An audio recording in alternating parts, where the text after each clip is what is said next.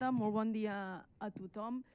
Miri, amb tota la cordialitat, jo crec que avui li hem de dir que fins i tot amb l'exposició que vostè ha fet, li ha costat més explicar per què presenta aquesta moció que la pròpia moció. És a dir, jo crec que això també significa que no s'està del tot còmode, perquè és veritat que vostè ja sap que això s'està fent.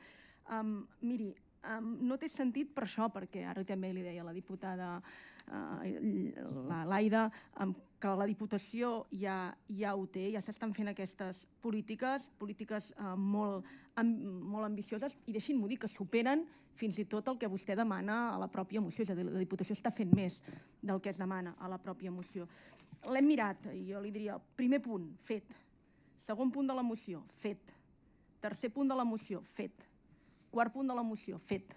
Cinquè punt de la moció, fet. Sisè punt de la moció, fet.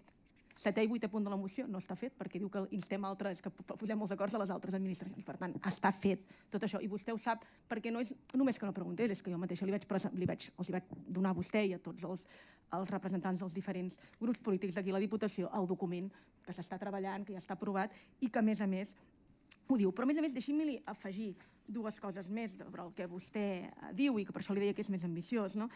Pel que fa, per exemple, vostè parlava de les entitats sense ànim de lucre. No és només tot el que ja s'està fent, que hi és i que ho té vostè, com deia, en les dades, sinó que avui mateix, per exemple, a la Junta de Govern Local s'acaba d'aprovar 1 milió d'euros estimant 79 sol·licituds que representen un total de 2.155 habitatges, treballant amb més de 70 entitats sense ànim de lucre. Això avui mateix passat per la Junta de Govern Local, més enllà del document que ara vostè feia referència. Però deixi'm-li posar encara dos exemples més. La Diputació de Barcelona hem destinat 12,9 milions d'euros, pràcticament 13 milions d'euros en el que portem demandats en programes d'adquisició i rehabilitació d'habitatges municipals, cosa que permet incorporar 91 habitatges del parc públic, rehabilitar 298 habitatges públics o cedits que estaven en desús i, a més, també actuacions de millores a 54 municipis, molts d'ells també, deixi'm-ho dir, municipis rurals amb greus dificultats per generar parc assequible.